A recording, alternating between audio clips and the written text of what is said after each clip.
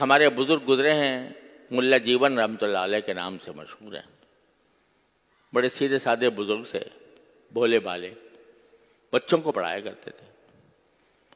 تو ایک مرتبہ بچوں نے یہ مل کے سازش کی کہ ان سے کہا کہ حضرت بڑا خطرناک معاملہ ہے، آپ جس جگہ پڑھاتے ہیں تو یہ بڑی خطرے میں ہے، اس لیے کہ یہ حکومت نے یہ طے کیا ہے کہ یہ جو دریائے جمنا کا جو پل ہے وہ اس کو اوپر سے گزار کر دوسری جگہ منتقل کریں گے. جمنا کے پل کو وہاں سے دہلی سے اٹھا کر کسی دوسری جگہ منتقل کریں گے. اب اگر کہیں راستے میں آپ کے اوپر گر پڑا یہ پل اور مسجد پہ گر گیا تو مسجد بھی تباہ ہو جائے گی اور ہم سب بھی ہلاک ہو جائیں گے.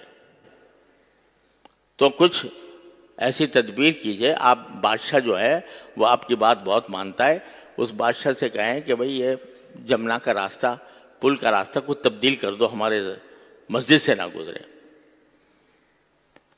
یہ مل کے بچوں نے امام استاد صاحب کے ساتھ کو یہ پٹی پڑھا دی. اب وہ تھے بھولے بھالے آدمی، تو انہوں نے جا کر بادشاہ سے کہا کہ بھائی سنا ہے بڑا خطرناک معاملہ ہے، جمنا کا پل یہاں سے گزرے گا تو پتہ نہیں گر گیا تو سب تباہ ہو جائے گا.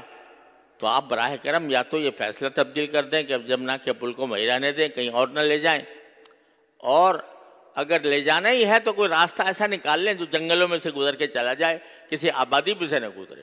تو بادشاہ نے کہا کہ مولانا حافظ صاحب، آپ کیسے آپ بچوں کی باتوں میں آ گئے کہ جمنا کا پل جو ہے وہ اٹھا کے لے جایا جائے گا؟ بھلا کوئی جمنا کا پل اٹھا کے لے جا سکتے ہیں آسمان میں اڑا کے؟